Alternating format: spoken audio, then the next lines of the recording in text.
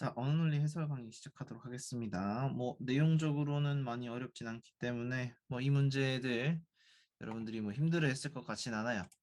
저는 그렇게 믿습니다. 문제들 보면서 그냥 좀 평이하게 냈구나라는 생각했습니다. 상황 판단이 난이도가 좀 높아서 그런지 언어는 좀 쉽게 내드린 것 같더라고요. 언상을 둘 다 어렵게 내면 여러분들이 두 개 묶어서 풀면서 굉장히 힘들 거라서 좀 쉽게 냈다고 생각을 했는데, 그럼에도 불구하고 실수할 수 있는 여지들은 꽤나 있기 때문에 글을 어떻게 읽어야 되는지도 말씀드리면서 강의 진행해 보도록 할게요. 자, 첫 번째 문제부터 보도록 합시다.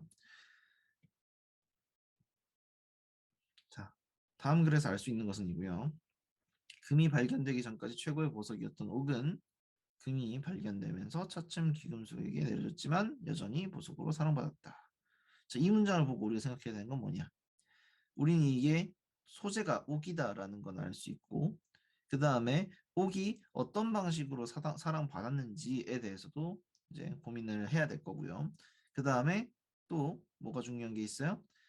발견되기 전까지 이런 표현들이 나와 있기 때문에 이건 결국 뭐냐? 역사적인 것들을 다루겠다. 변화를 다루고 있다는 거는 역사적인 걸 다루고 있을 가능성이 높겠다라고 생각을 하시면 되고, 전체적으로 뭔가 역사랑 관련된 내용들을 이야기를 하고 있을 가능성을 고민을 해보셔야 된다. 자, 조선시대에 녹은 귀한 것을 여겨져서 도장을 옥새, 옥저라고 부르는 등 이런 것을 했었다라고 되어 있고,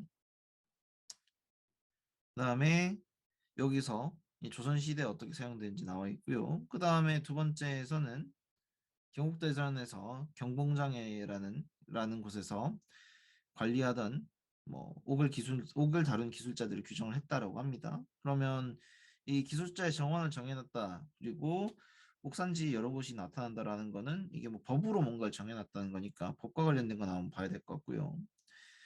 그 다음 단락에서는 사치를 배척하여 이런 말들 나와 있으니까 옥의 뭐랄까 수요나 아니면 거래 같은 걸 좀 제한을 했겠구나라는 정보를 얻을 수 있죠.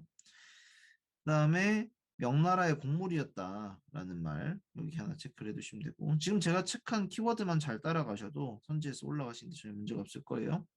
그리고 무역 거래로 이익을 얻어낼 능력이 없었기 때문에 이거 일부 계층에게만 사용됐었다.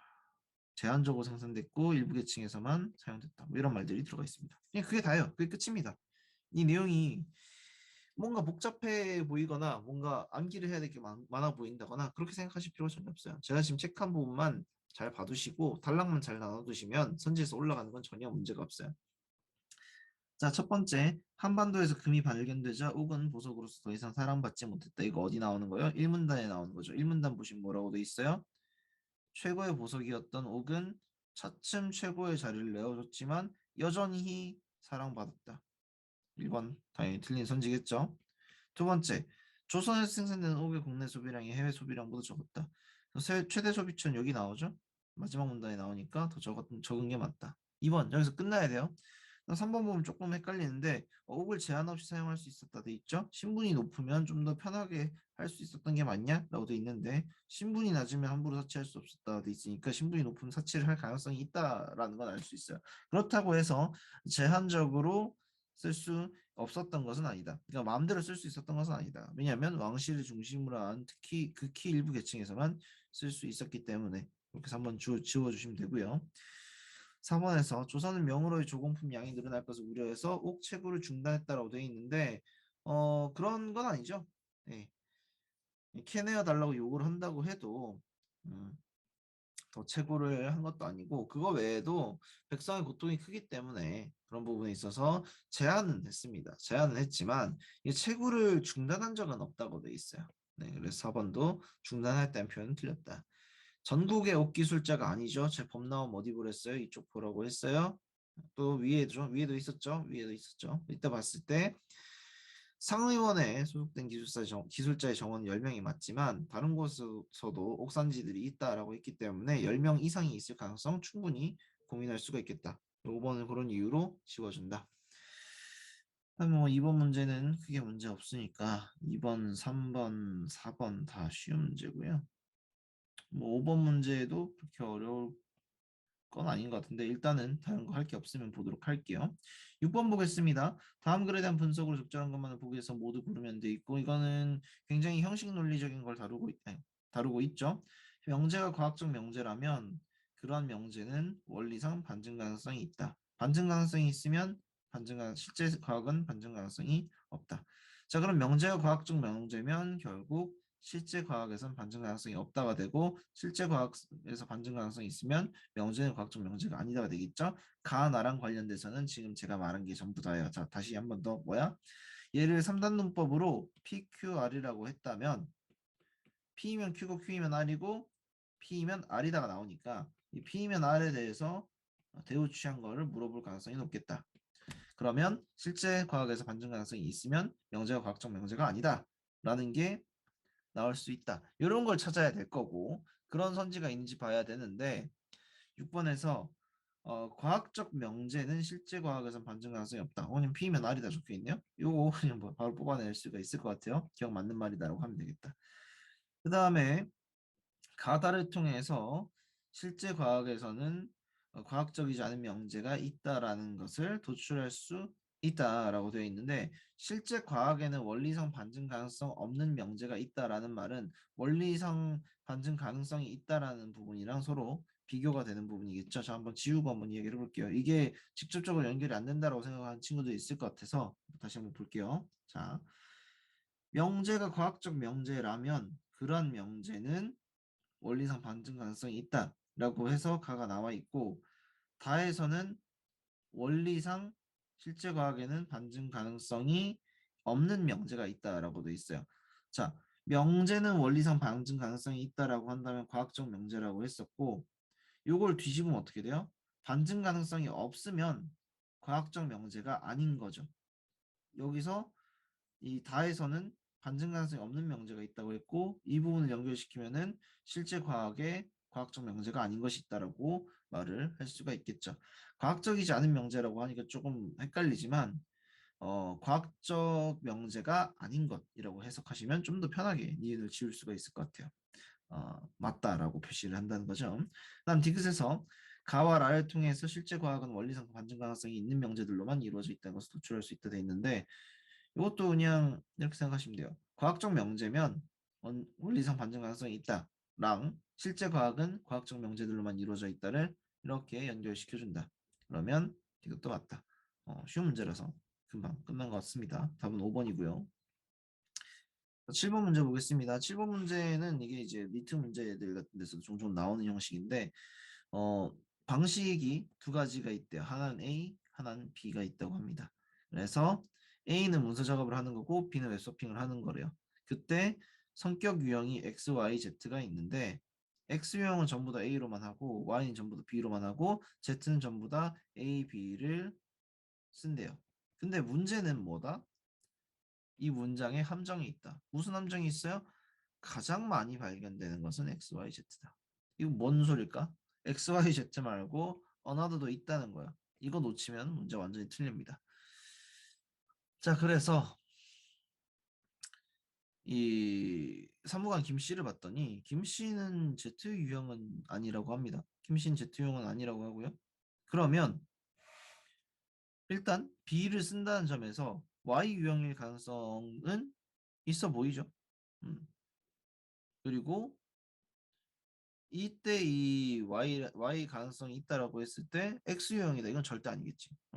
또 2번도 이상한 게 있어요. 뭐가 문제지? 어나더가 있다니까. 이거 그냥 A, B만 있다고 했을 때는 어떻게 하면 좋을까? A, B를 둘 다 하지 않는 사람도 있을 수 있지. 뭐 이런 것도 있을 수 있고 또 A랑 B 두 가지로만 나뉜다 했으니까 뭐 둘 다 안 하는 것도 한번 고려를 해볼 수가 있겠다.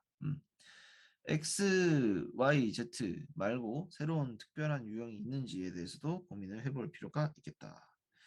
이게 고민을 많이 하셔야 돼요.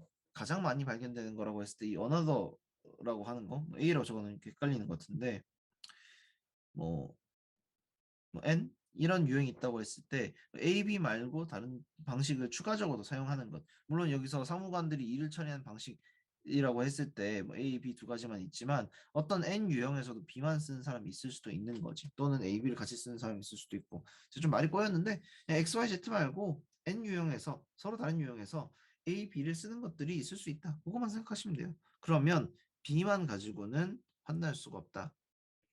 그렇게 생각을 하시면 좋겠다. 그 다음에 X 유형이면서 정보 검색을 하며 위한 웹서핑을 하며 이를 처리하는 땡땡 부처의 사무관이 존재한다고 돼 있는데 어, 이 웹서핑을 하는 거는 비방식이죠. 비방식이고 때 X 유형이면서 비방식을 하는 이제 이런 사람이 있을 수 있냐? X는 뭐라고 했어요? A 방식으로만 한다고 돼 있죠. 네, 이거 아니다. 그 다음에 4번에서 땡땡 부처의 사무관이 신 X 유형은 아니다 돼 있는데 B를 쓰는 시점에서 X는 절대 아니다라고 말할 수가 있을 거예요. 답은 4번. 5번에서 X 유형이면서 문서 작업을 하지 않는 땡땡 부처의 사무관이 존재할 수도 있고, 예, 존재하지 않을 수도 있죠. 이거는 알 수가 없다. 이게 어차피 X유형에 속하면은 A를 하기 때문에 네, 문서 작업을 하지 않는 게 아니라 문서 작업을 하는 사람이 반드시 존재한다라고 되어 있어서 5번은 뭐 원천적으로 불가능하다라고 할 수가 있겠네요. 이렇게 지워주시면 답은 4번 나올 것 같습니다. 다음 8번 문제도 좀 전형적인 문제라서 금방 할 것 같아요. A, B, C, D 4명 EFG가 있고 각각 여자, 남자 아마 이거 여자, 남자 반대로 된 게 기출문제 있었던 것 같은데 7명 사무관 중에서 4명은 정책 도입에 찬성하고 3명은 반대한답니다. 남성 중에 적어도 1명은 반대하지만 모두가 반대하는 것은 아니다. 1명 또는 2명이다. A, B 중에 적어도 한 사람은 반대한다고 돼 있으니까 이걸 가지고 경우의 수를 나눠보겠습니다. A가 찬성, B가 반대. A가 반대, B가 찬성, A, B 둘 다 반대. 자, B가 찬성하면 A랑 E는 반대한다고 돼 있으니까 네, 요거 무방할 것 같죠? 한번 체크해 볼게요. E는 반대가 된다. 그리고 B가 찬성하면 CD가 찬성한다고 돼 있네요. 자, 이렇게 되겠습니다. 그러면 한 명만 더 찬성할 수가 있는데 만약에 F가 찬성하면 G도 찬성하기 때문에 5명이 찬성하는 것은 문제가 있죠? 요거 안 되겠다. 그러면 F는 반대하고 G는 찬성한다. 이 케이스만 가능한 게 확인이 되겠습니다. 그 다음에 CD를 가지고 이제 좀 풀어볼 건데 자, A가 찬성을 한 상태예요. F가 반대하면 A도 반대하기 때문에 A가 찬성했으면 F도 찬성을 해야 됩니다. 자, F가 찬성했으면 G도 찬성해야 되겠죠? E는 반대를 해야 될 거예요. 그러면 이제 남은 건 누구야? C랑 D. C랑 D가 이제 어떻게 찬성을 하냐의 문제인데 C가 한 명이 찬성하고 D가 반대하거나 C가 한 명이 반대하고 D가 찬성하는 건 가능해요. 그 이외에는 아마 불가능하겠다. 그 다음에 이 마지막 거는 우리가 고려할 필요가 없는 게 남자 여자 합쳐서 4명이 찬성을 해야 돼요. 4명이 찬성을 해야 되는데 남자에서는 무조건 한 명은 반대를 하니까 최대 2명까지밖에 찬성을 못해요. 그러면 남아있는 여자 CD는 무조건 찬성이 돼야 되고 이때 CD가 찬성이면 B도 찬성이라 해야 되니까 네, 모순이 되죠? 이거는 불가능하다. 그럼 경우의 수가 총 3가지가 나왔네요. 남자 사무관 중에 한 명만이 찬성한다. 아니죠. 경우의 수가 2가지가 나눠지죠. 그래서 안 된다. E랑 F는 서로 다른 입장을 취한다. 같은 입장을 취한 경우도 있죠. 안 된다. B랑 C는 같은 입장을 취한다. 이것도 모르죠. 그러나 E는 언제나 반대하고요. G는 찬성합니다. 답은 4번 이렇게 풀어주시면 되겠다. 간단하게 할 수 있었던 것 같아요. 그다음에 뭐 9번도 많이 비슷한 문제라서 일단 넘어가고요. 음, 문제들이 약간 수리적인 걸 많이 요구하죠. 수리적인 걸 많이 요구를 하기 때문에 헷갈릴 수가 있을 것 같긴 한데 또 많이 어려운 문제들은 나오진 않았던 것 같습니다. 비슷할 거도 음, 제가 이제 문제들 보면서 어떤 걸 또 말을 해주면 좋을까를 항상 고민을 해요. 근데 사실 요 회차 같은 경우에는 지문들도 뭐 그렇게 어렵게 나오는 것들이 없었고 상황 판단 때문에 좀 상대적으로 좀 쉽게 나왔어서 제가 생각했을 때는 과학 철학 일부 빼고는 크게 힘들어 하실 건 없을 것 같아요. 그래서 17번, 18번은 좀 봐드리려고 하는데 잘 따라오시면 좋겠습니다. 17번 볼게요. 기억에서 리을에 대한 분석으로 가장 적절한 것은 여기 있고 보일, 베어, 슈터, 프리스텔리가 나와 있습니다. 이 사람들은 결국 어떤 것들을 이야기를 하느냐 이 아리스토텔레스라는 사람이 나오고 있으니까 이제 원소가 맞냐 원자가 맞냐 뭐 이런 것들을 아마 이야기를 할 것 같아요. 보일이라는 사람은 여러분들이 언제 배우게 되냐면 과학 중학교 1학년 과학에서 나오는 사람이거든요. 그때 봤을 때 이 기체랑 관련된 것들이 굉장히 많이 나오는 걸로 기억을 하는데 이 기억이 뭐라고 말하는지 한번 들어봅시다. 아리스토텔레스가 제시한 흙, 물, 공기, 불의 네 가지 기본 원소랑 파라셀수가 제시한 순, 유, 황, 소금 세 가지 관점은 관찰의 오류에서 비롯된 잘못된 이론이라고 비판했대요. 자, 원소설이든 원질설이든 다 문제다.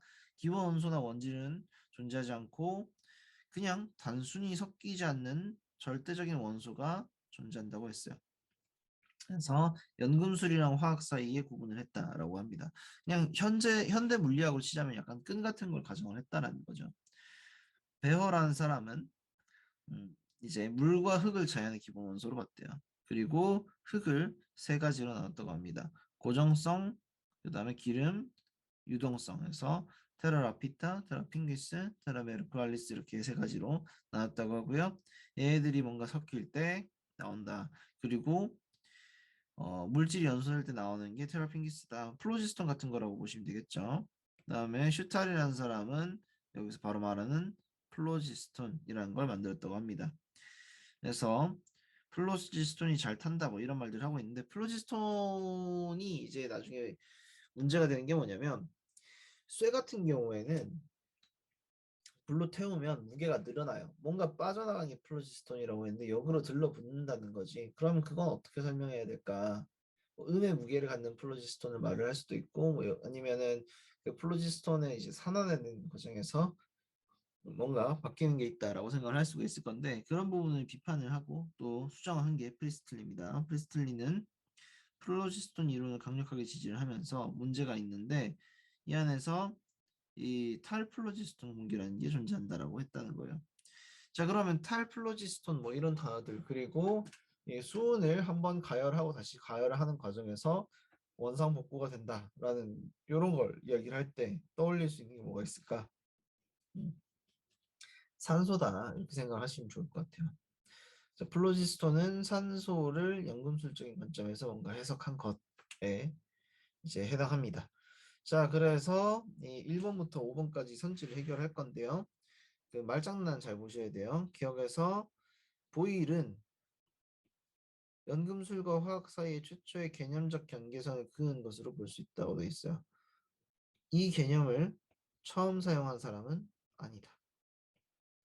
두 번째, 디귿과 니은과 같이 디귿은 니은과 같이 플로지스톤이 물질을 태우기 위해서 반드시 필요한 입자라고 주장했다고 돼 있는데 필요한 입자다라는 말은 안 했어요. 그냥 탔을 때 튀어나오는 게 플로지스톤이다라고 생각을 했던 거죠. 디귿은 그렇게 생각을 했던 게 맞아요. 근데 이 배허는 그런 걸 생각을 한 바가 없습니다. 니은이 플로지스톤을 언급을 한 건 아니고요. 테라핑기스라는 게 방출이 된다고 했지 뭔가 탈 때 필요한 요소가 있다 뭐 이런 말을 하지는 않았었어요. 2번도 틀렸다. 3번에서 기억은 니은에 대해 잘못된 이론에 근거해서 뭐 뭔가 풀어나갔다고 비판을 할 것이다 돼 있는데 애초에 보일 같은 경우에는 원소설에 나오는 다원소를 부정하고 일원소설을 주장했기 때문에 원소가 두 가지로 나눠진다는 것에 대해서 충분히 비판을 할 수가 있을 것 같고요. 그다음에 리을은 디귿에 비해서 플로지스톤 이론에 대한 신뢰가 강했다라고 되어 있는데 리을과 디귿은 둘 다 강했겠죠. 뭐 비교를 할 수 있는 문제는 아닌 것 같습니다. 그다음에 디귿은 기억 이론을 발전시켜 새로운 개념을 제시했다 돼 있는데 또 전혀 관계도 없어요. 이것도 관계가 없죠. 차라리 리을이 디귿을 발전시켰다라면 말이 될 겁니다. 답은 3번 말고는 될 수 있는 게 없다. 이렇게 풀어주시면 되는 문제고 그냥 1대1 대응으로 금방 해결해 줄 수 있는 그런 문제였던 것 같습니다. 18번 볼게요. 다음 글의 실험 결과를 가장 잘 설명하는 가설은이라고 돼 있고 편도체라는 거를 이야기를 하고 있어요. 편도체라는 개념을 이야기를 하고 있고 편도체가 정서 경험을 만드는데 중요하다 뭐 이런 말도 나와 있으니까 아 이거 신체와 그리고 정서 사이의 관계를 이야기를 하는 거 있구나. 그리고 그 중에서 특히 공포랑 관련되어서 뭔가를 설명하겠구나라는 걸 체크를 해두시면 좋습니다. 자, 이렇게 하나 내용 검토를 해주시고 우리가 공포를 경험하기 전에 우선 눈에 어떤 대상이 있다는 걸 결정을 해야 되고 이런 정서적 평정이라고 한다라고 합니다. 그리고 쭉쭉 나와서 편도체가 이 정서적 평정을 결정을 한다고 해요. 그래서 만약에 편도체가 손상이 되어 있으면 정서적 평정이 무너지지 않는다는 거죠. 그래서 위협적이다, 무섭다 이런 걸 판단하는 건 결국 이제 편도체가 결정하는 것이다 라는 거고요.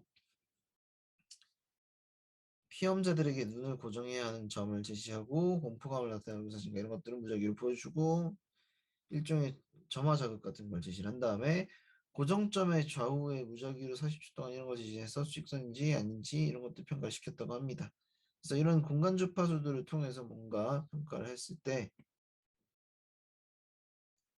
공포감을 나타내는 사진에 노출되었던 사람들은 낮은 공간 주파수에 대해서 가장 잘 판단했으며 판단 정확도는 높은 공간 주파수 쪽으로 갈수록 점점 약해졌고 중립적인 얼굴 사진에 나왔던 사람들은 주파수가 어느 정도 높을 때 가장 높은 정확도를 보였다라고 되어 있습니다.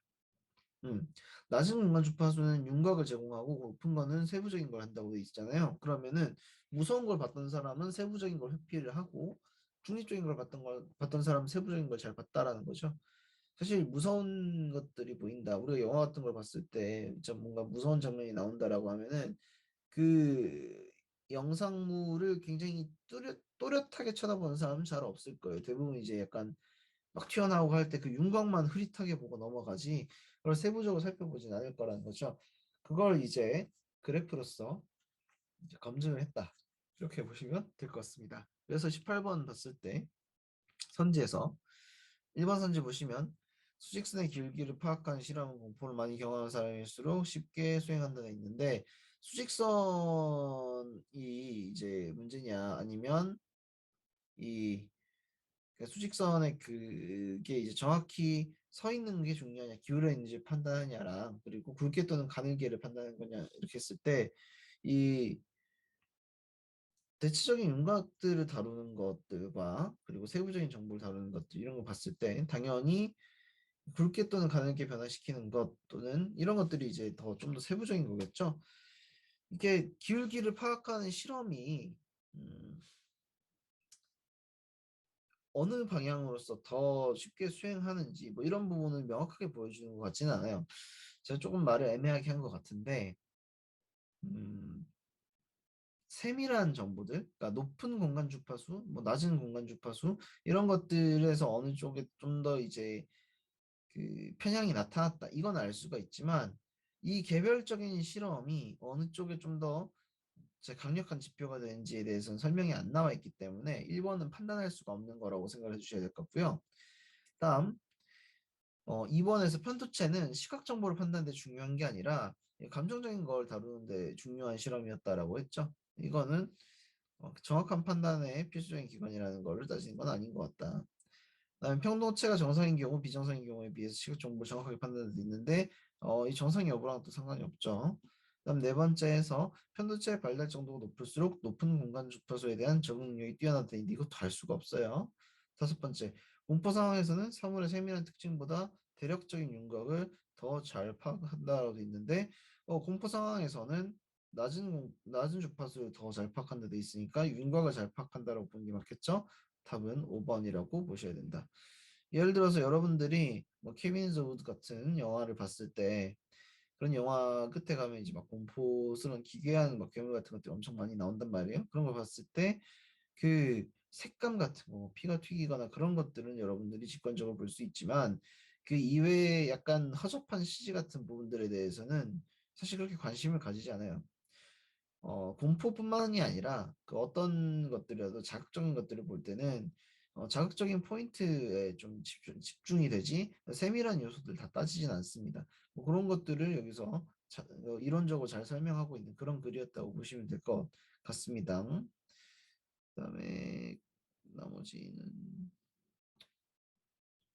존재론 문제가 나와 있네요. 테세우스의 배가 나와 있고 이것도 너무 유명한 거기도 하고 기출문제 비슷한 것들이 나와 있기도 하고 리트에서도 로봇 문제로 해서 변형돼서 나온 적이 있죠. 뭐 이런 문제들은 주제적인 측면에서 미리 좀 알아두시는 게 좋지 않을까 싶습니다. 자, 뭐 많이 나오지는 않지만요. 인문 철학에서 나온다고 했을 때 뭐 인식론, 존재론, 그리고 언어 철학, 미학 이렇게 네 가지가 보통 핵심 쟁점인 것 같은데 그 부분들은 여러분들이 지금 나온 시점에서 공부하기는 좀 그렇지만 가치론, 언어 철학. 시간이 난다면 한 번씩 찾아보면 좋을 것 같아요. 시간 날 때 나무위키 같은 거 찾아보시고 소재 보시고 그리고 어떤 입장 차이가 있는지 이런 것만 잘 검토하셔도 충분히 도움되니까 뭐 그렇게 풀어보시면 좋을 것 같습니다. 자, 언어는 정말 뭐 많이 다룰 게 없어요. 혹시 궁금한 게 있으면 더 질문 주시고요. 딱히 뭐 오류가 날 만한 것도 없었기 때문에 뭐잘 하실 것 같습니다. 총 5문제 제가 봐드렸네요. 이제 5문제? 아니구나. 5문제보다는 조금 더 많이 봐드린 것 같고 하여튼 고생 많이 하셨고 궁금한 거 있으면 질문 주시면 참 좋을 것 같습니다. 자, 그러면 다음 수업에서 뵙도록 하겠습니다. 감사합니다.